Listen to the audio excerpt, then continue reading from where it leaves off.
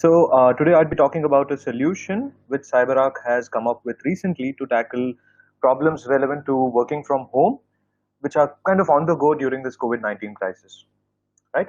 To begin with, I'd like to introduce you to CyberArk as a company, right? So, CyberArk is a 21-year-old company which primarily focuses on privilege access management, which is considered to be quite critical when it comes to managing the IT security part of it, right? The main objective of having a PAM solution such as CyberArk is to offer protection or manage the assets, which could be on premises or it could be also on the cloud, right? More than 50% of Fortune 500 companies, they are using CyberArk to protect against the password relevant attacks or to manage their privileged accounts, right? When it comes to the reports claim that, as per Gartner Magic, as you see on the screen, it stands as a leader in most of the market research organizations, right? And when it comes to the C3 alliances that CyberArk has partnered with, includes SAP, Palo Alto Networks, Fortinet, WorkFusion, etc. Right? So you could say PAS is a solution which continuously discovers and manages privileged accounts and credentials. Additionally, it records and monitors privileged sessions as well. As you are doing an activity, let's say that there is a consultant who has walked into your office for so-and-so task. It could be penetration testing, or it could be a regular audit check. It could be anything, right? So what you would want to do potentially is to track the activities of that particular consultant, right? And CyberArk does it for you.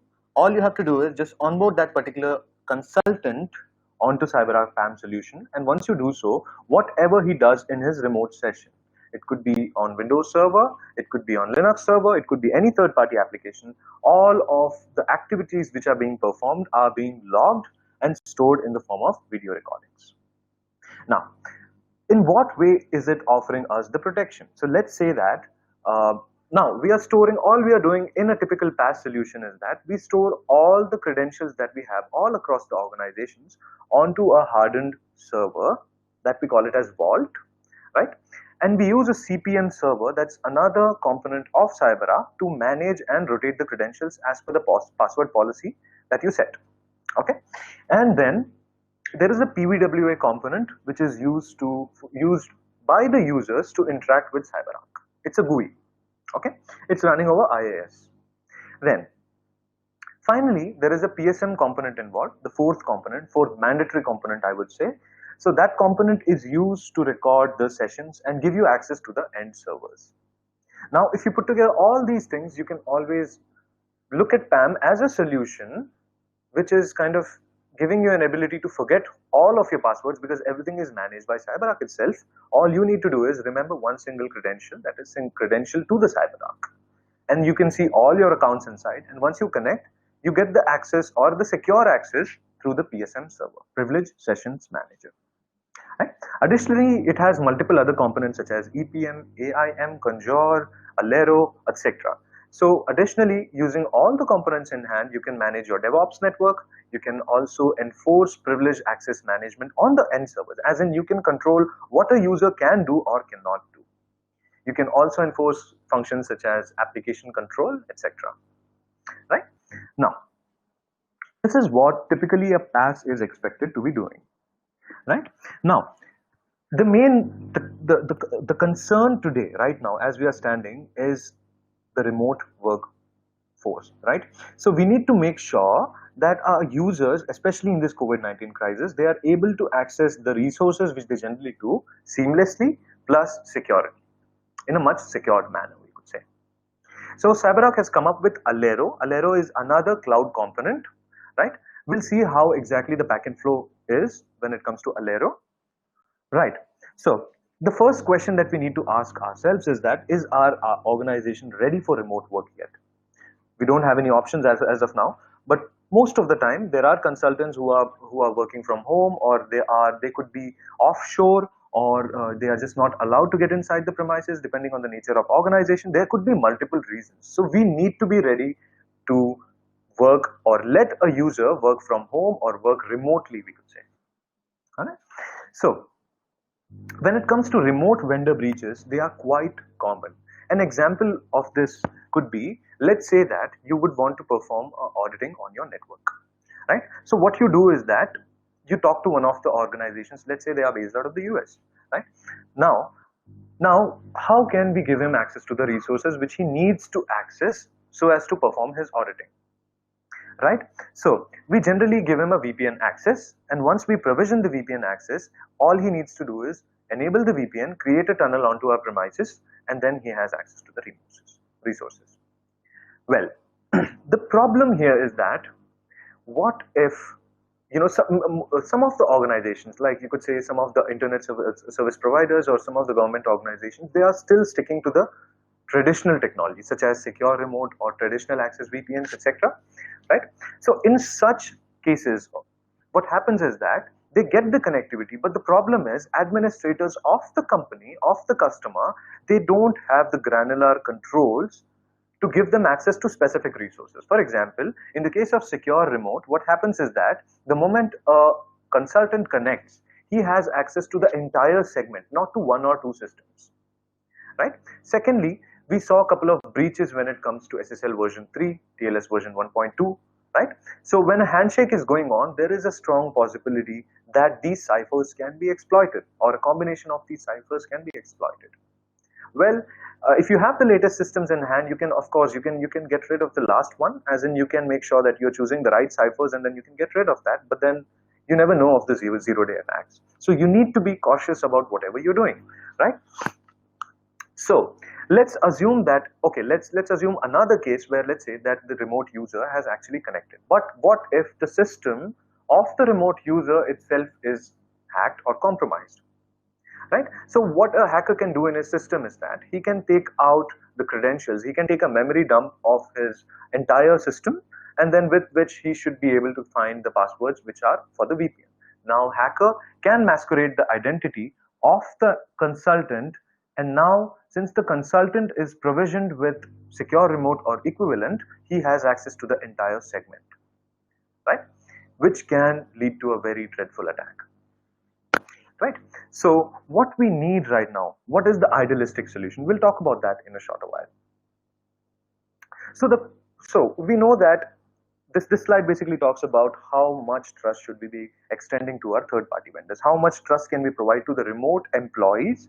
How much trust should we be providing to IT service providers, supply chain vendors, etc., who walk into our office on daily basis, or they might be working remotely, right? Or our job is to basically interact with them in regular intervals because of we might have outsourced some kind of a job to them, right? So we need to make sure that we have right posture policy in place. We need to have that zero trust established. The whole crux is that we need to have that zero trust framework in place, as in there should be right posture, right? And then user should be using appropriate biometric authentication, right? There shouldn't be use of any passwords, because passwords are easily hackable via birthday attacks, or it could be brute force attack, dictionary attack, etc. Right? So now, this is another example of how a remote user can be exploited.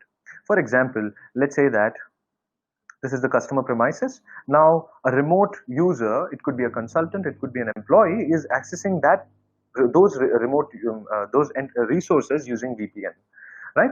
And if his or her system is compromised, this hacker can masquerade the identity of the genuine consultant, and he can gain access to the end system. And everything which is connecting from his VPN can be, of course, exploited. And then using the literal movement, a larger chunk of the organization can be exploited. Right? Issues can also arise when, let's say that the job is over, the task is over. It could be an audit task, it could be penetration testing, it could be regular accounting task, it could be anything. Let's say the job has been executed. If the end consultant is not diligent about notifying the administrator of the end customer that, hey, my job is done, you can turn off the VPN now, which is quite common. Most of them, they are not really diligent about this, right? So if this is happening, then there is a persistent channel which is opened, right? Anybody can access it at any point of time, right? So what we are relying on these days is a network-based access solution, as in we focus mostly on access, giving them the access. We don't really focus on giving them the access the right way, right? And giving them access the right way is basically a zero trust access, which is considered to be the idealistic solution, right? So what is the idealistic solution over here? It is not to use any VPNs, because in VPNs you might have to open certain ports, right? You might have to open port number. You should be opening up the ports for IKE, IPsec, etc. If you're using SSL, you need to open ports for SSL, right? And then most of the cases, in 99% of the cases, what you need to do is you need to install an agent on the end system, right? And what if the end user has a system which is of lesser RAM? Then of course you are going to consume a lot of RAM. There could be a possible performance impact. So you should be considerate about all these factors. We need to make sure that the whole sign-in process, the whole process of accessing the end resource should be seamless as well as secure enough to tackle any sort of attack, right? There shouldn't be any use of passwords, because though you could set the password complexity to be really good, but then in the end it's a password. You can get the hashes of that and then you can have it exploited, right? So, and we know that there are a lot of password attacking techniques, such as birthday attacks, and then hash attack, pass the hash, golden ticket attack. There are a lot of there out there. There are a lot of automated solutions out there. If you go to Kali Linux, you have thousands of such methods which you can use to get the passwords. There could be social engineering, there could be reversal. There are a lot of out there, right? So this is the right time when we get rid of passwords totally. So what is the replacement? What is the right replacement for that? The right replacement is binding the identity to the login process. It could be in the form of biometric authentication, or it could be in the form of Face ID reading. It could be in the form of any advanced multi-factor authentication, right?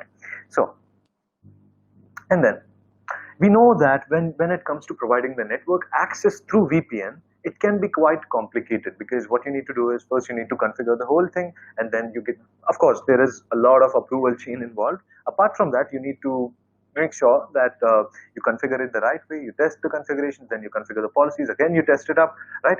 There is a lot of complications involved. What if the negotiations fails? At times what happens is that the end system might be hardened, end user system might be hardened, or it is not just allowing the VPN access because of the GPO of entity's company, right? So you need to have a solution which is giving you that privilege to overcome all the complexities. It should be just in time, self-provisionable, easy to go kind of a access, right? And of course we need to have a solution which is simple, easy to use, and then there shouldn't be any challenges involved over here. And of course in the end it should be secure enough, right? So the idealistic solution here in this case is CyberArk Alero, right? So how Alero can help you is that it gives you access to the desirable resources, right, through the cloud tenant. Even if you're working from home, or you could be working from you could be at some other place, you could be in the coffee shop, you could be anywhere. It gives you access to the end resources which you would want to access, right? So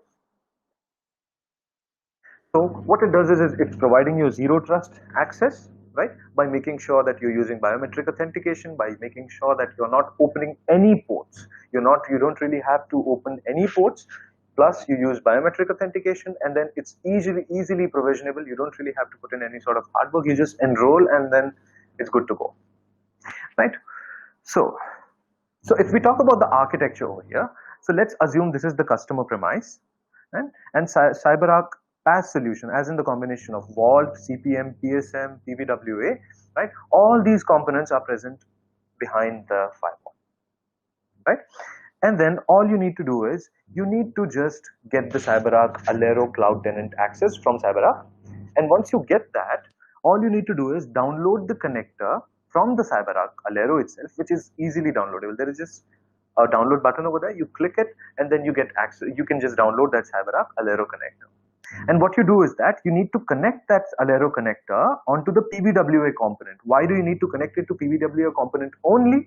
Because PVWA component is the one which is providing you the GUI access. And then you plug it to the PVWA component. And once you plug it, right? You have your communication channel established between the Alero connector, which is residing on your PBWA component, to Alero. And all you need to do is, from your side, being an end user, being a remote employee, you could be a consultant, you could be an employee, right? So all you have to do is just type in the tenant URL. And once you type in the tenant URL, all you need to do is you need to scan a barcode which appears on the page. I'll show you this practically in a while once we get on to the demonstration part of it.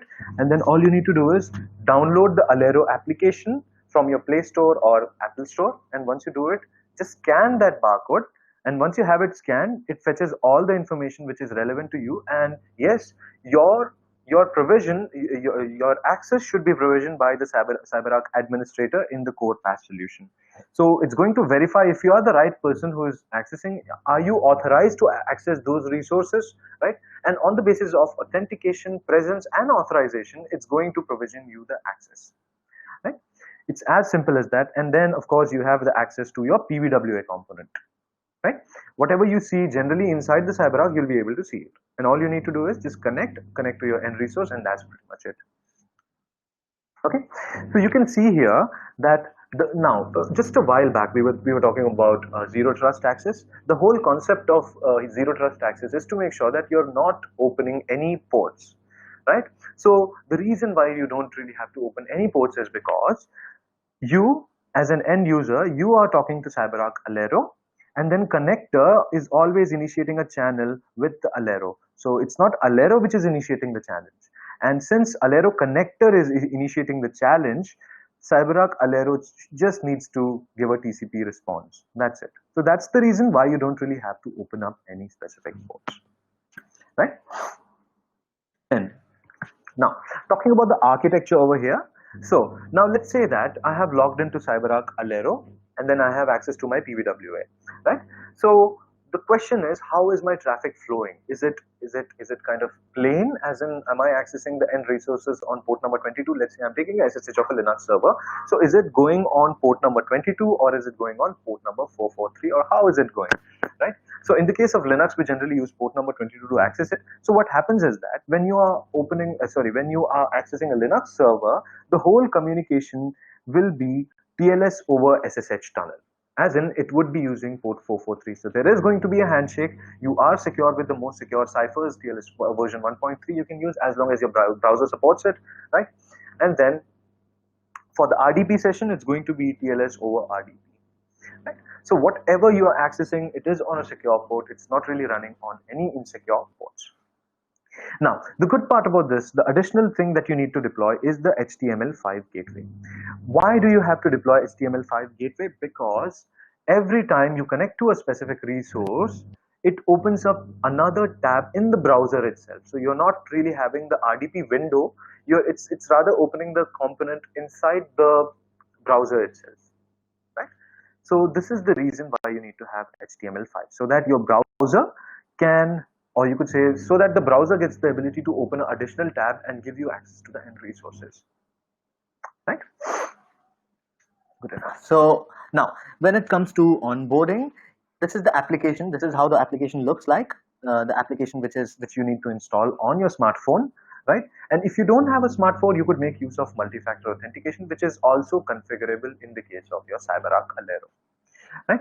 All you need to do is you need to provide your Face ID, so that in future you can authenticate right on the basis of your face. Okay, and then you need to enter your phone number, and this phone number has to match the phone number which has been provided by the administrator at the time of configuring or onboarding your identity. Okay, and then you'll be sent an OTP. You need to enter that OTP, and then it's going to fetch in all the details that the administrator must have provided at the time of provisioning you, right? You can add your photo,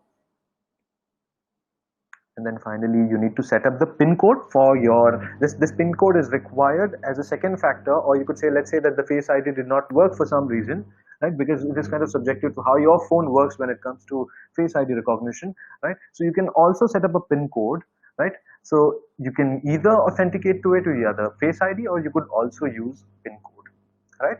So you can set this PIN code, and that's it. You're enrolled. So there are no agents involved. There is no use of any passwords, right? You're not installing any agent to give you the VPN access, because this is not really a VPN. This is purely a TCP communication which is taking place. And of course, you have the negotiations of the best cipher suites which your browser supports, right? And then you are not really using any passwords. You're going for a biometric authentication, or you could go for multi-factor authentication. That's totally up to how you would want to have it, right? So end-to-end encryption, there is no offloading that's taking place. End-to-end as in you are not really offloading your traffic onto CyberArk Alero. CyberArk Alero is just going to forward that. It's going to do SSL forwarding, and it's going to forward your traffic to the endpoint, right? It's a easy access. The whole thing is protected by CyberArk.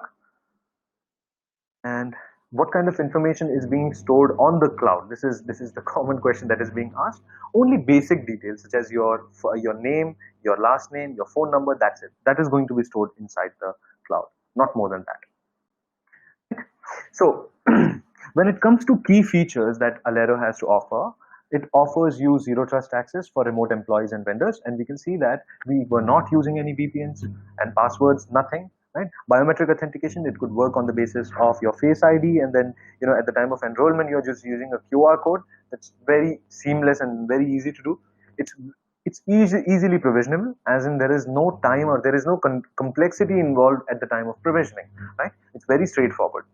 Complete visibility, of course, whenever you are accessing any resource from the CyberArk Alero, right? The whole session that you are accessing it's getting recorded, and since it is getting recorded, you can use it at any point of time. You can see what exactly did the administrator do, or what exactly did the consultant do, and with the privileged threat analytics PTA server in place, it will be able to point you out to the same location where there was some activity that of concern taking place. For example, let's say that if the consultant tried to change the registry keys or anything which is not really allowed in your organization, in that case it will be flagged. The sessions, that particular time will be flagged, right? And then you can of course skip to that particular point of time, and then you can see what exactly was the activity done, and then you can of course carry out your audit.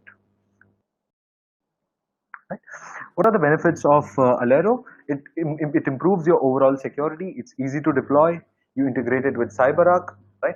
And then there is no performance impact in the end, because you're not installing any agents, nothing. You're not opening ports. There is no packet flow taking place, right? So it's very straightforward over here. Now, let's jump into the demo.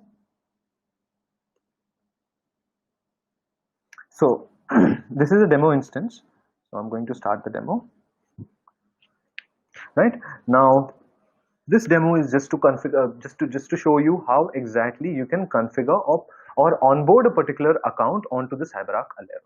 As in, let's say that there is a consultant who's working for my Acme organization. So how would you provision him the access to certain resources that he might be requiring to do so and so task? Okay, so you just log into the tenant admin, right? And then you log in using the QR code, and then you have logged in. And then you see sites, you see users, activities, all those details. You can download the connector from here, and this is the connector which you need to integrate it with your PVWA component. Right? And then you need to click on users, right? And then just now you are outsourcing a particular activity. Let's say that you have outsourced, let's say, penetration testing. He's about to do a penetration testing. So what you could do is that you can click on invite and then CyberArk core pass. And then you need to provide his details over here. Okay, so I'm going to put in details here. First name, last name, company email address,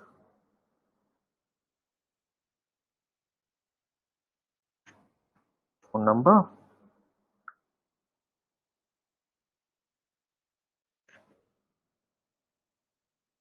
then requires admin confirmation. So what happens is that every time he wants to access something, or the activation itself, if it has to be approved by the CyberArk administrator, you can choose this one. If you want to be automated, you can click on automatic confirmation. So the moment he clicks on, the moment he scans his barcode, the activation request will not be sent. He can directly get inside the system. So it's totally up to how you would want to decide the posture, right? And then you can decide the time frame.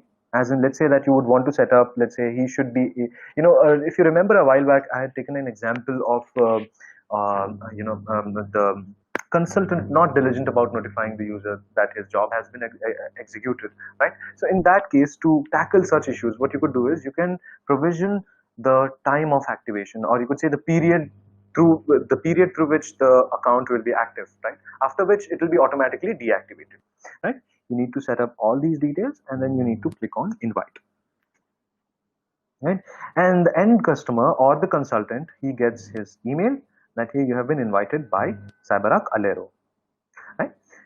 You need to click on verify email, and then this page comes up which has the tenant admin, tenant ID, right, tenant URL associated, and all you need to do is use your Android or iOS, right, to download CyberArk Alero application. Download this application, then all you need to do is either associate a face ID, that's up to you. Then you enter your phone number. At this point of time, what it is going to do is it is going to check if this barcode will be having all the information. First of all, this barcode is going to have all the information which your administrator might have configured at the time of provisioning you. All right, so it's going to match if the phone number entered is correct or not, and then you get the code.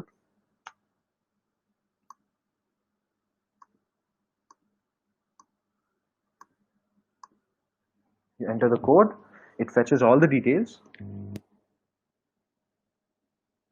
and optionally you can add your face, your photo.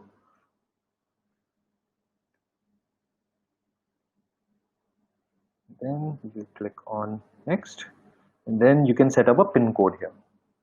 Okay, so pin code has another use, and another use would be, let's say that you have deleted let's say that you lost your phone or something happened, the phone gets broken or something, you buy a new phone. So in that case, you don't really have to re-enroll or something. You just need to download that application, and then you need to enter your pin code, and it'll ask you a couple of questions, and then that's pretty much it. You have the same access again.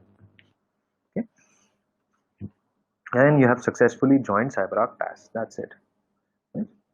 I need to skip it for now. Then scan the QR code.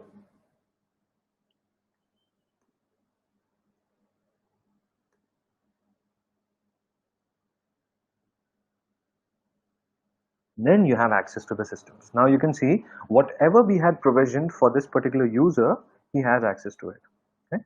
So all he needs to do is click on this, and then he has the PVWA component access, just like how PVWA looks.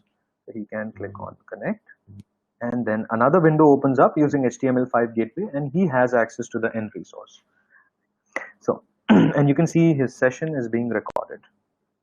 Right? Now let's close it up. Now, if Mike wants, Mike can also go to his PVWA server and monitor whatever was done by John Smith, right, the consultant. So what he does is that he opens his PVWA server, and then you can see that there is a recording which has been found for John Smith. Right? You just need to click on this one, and then it says that there was a risk score associated with it, and you can see that the risk was high. So you would want to see, let's say that you would want to see what exactly was done in this recording which raised this flag. You could just click on play, and then you will be able to see what exactly was being done. So a PowerShell was being opened as an administrator, right? netplviz command was typed in.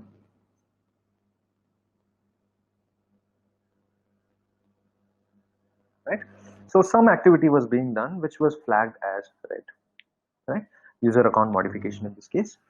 You can close the recording, and that's pretty much it. So this is how you can provision the access to the end user. It could be a remote employee or a consultant, anyone, right? And then you don't open any ports. You give them access securely, and then you offer them flexibility, a good GUI experience, etc. Right? So that's pretty much it for this session. So if you have any questions, you can always write back to us, and then we can have another detailed session, and that should also be fine, right? So thank you very much for joining. Have a great day. Thank you.